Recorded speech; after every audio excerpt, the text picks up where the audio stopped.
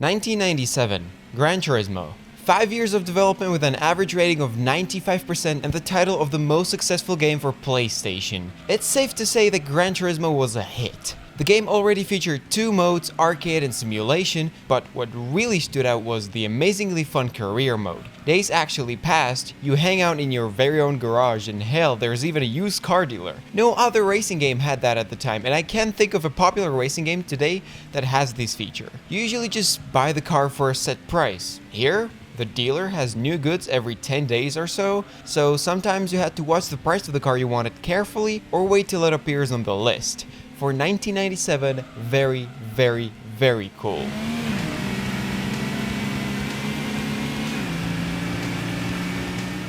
$19.99, Gran Turismo 2. The biggest improvement with the second installment were the driving physics. The brakes received a huge overhaul, making it way harder to lock up and oversteer. They vastly expanded the car list from 140 in the first game to 650 in the second. Just wow. Qualifying was also removed and you didn't have to qualify for each race you entered anymore, making the game way more enjoyable and satisfying to play. Of course, once you release something people like and then you change it, even if it's for the better, your rating's gonna go down. Although this wasn't as much of a success as the first one, Gran Turismo 2 surely shook the market in its own way.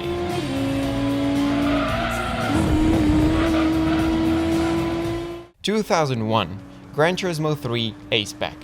This game lowered the car count from 650 back to 181 due to the transition to PlayStation 2.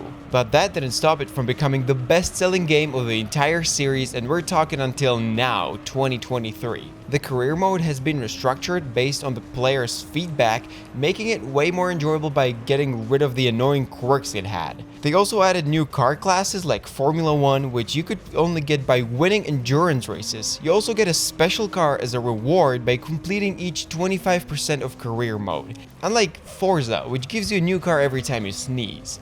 Overall, a very satisfying progression system and a balanced game.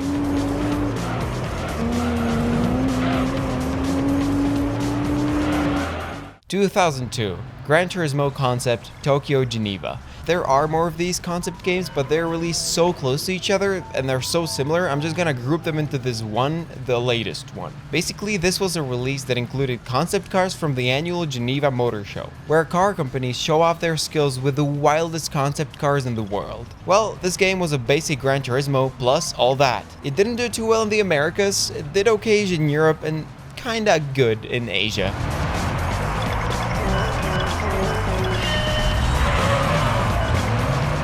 2003, Gran Turismo 4 Prologue.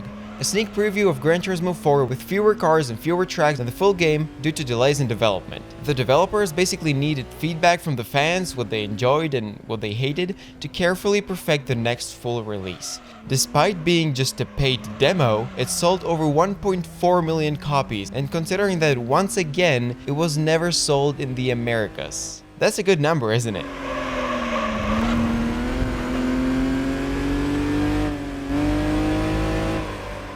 2004, Gran Turismo 4. My personal favorite from the whole series, Gran Turismo 4 was worth the wait. It bumped the car count from 181 in Gran Turismo 3 to 721. I'm not gonna lie, that's a huge amount of cars to store in a game from 2004. But somehow, they made it. Gran Turismo 4 also introduced driving missions, each worth 250 A-Spec points, and greatly improved the driving model. You could no longer do wall rides to cut your lap times because they had much more friction. And pitching was added, which is basically forwards and backwards rolling of the car under braking. And despite being released in the same platform, the graphics received a massive upgrade too.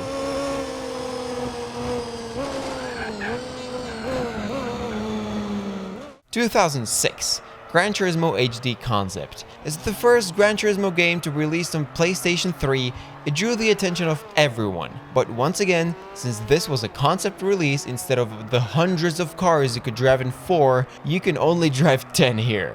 This release was basically yet another experiment. The developers finally added bumper view and POV, since the previous games only had like 3 camera views to choose from. And since the game only offered time trial and drift trial modes, they also introduced online ranking.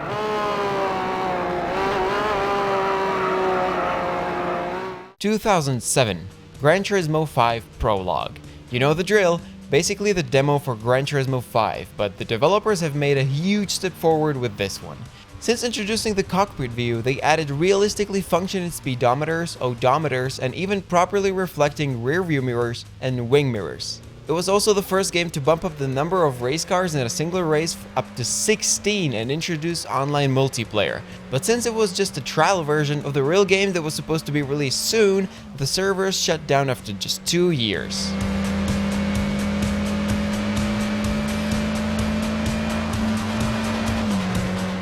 (2009) Gran Turismo. This is the first PSP or PlayStation Portable release in the series, and I must tip my hat to the developers. I don't usually include secondary releases for handheld consoles, only the flagship games in these videos.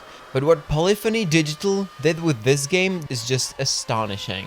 They somehow managed to fit an entire Gran Turismo game on a pathetic 1 GB of storage in PSP cartridges. And they did all that while putting in record-breaking 833 cars on PSP. And as a cherry on top, the game runs at 60 FPS. That is a miracle of game design and programming. Big respect.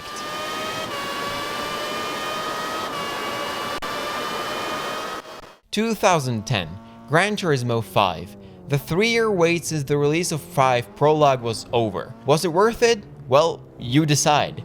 1,089 cars, 81 tracks, and you could still download more if that wasn't enough for you. They also added a damage model, meaning you could actually hurt your performance by hitting too many walls. Karting found its way into the franchise, completing the motorsport possibilities further. With tons of DLCs and online play like never before in the franchise, this game had everything you could wish for on your PlayStation 3.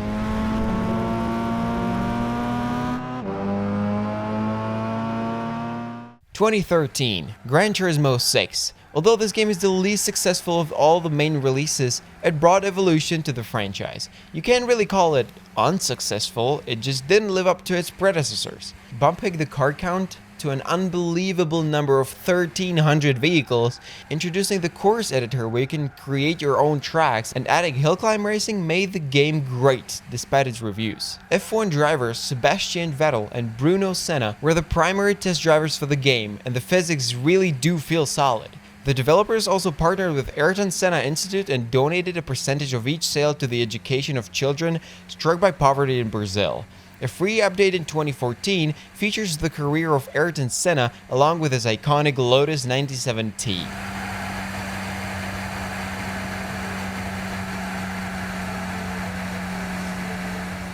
(2017) Gran Turismo Sport. This game, the 7th game of the primary series, was released purely for professional esports racing.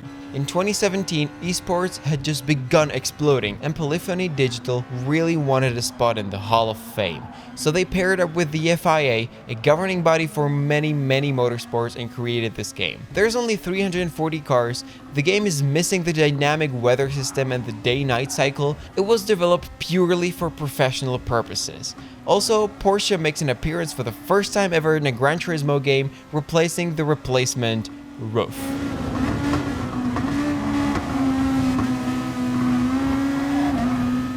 (2022) Gran Turismo 7.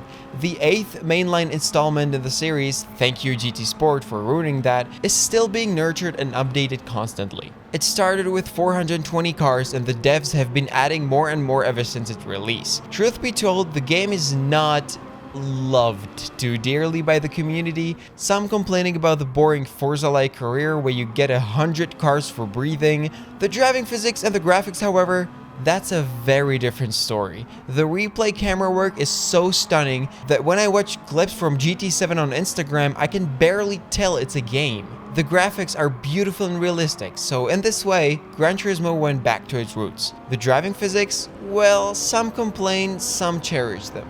They're not 100% racing simulation, but some people prefer that. And if you want to target a wider audience, sometimes that's what you gotta do.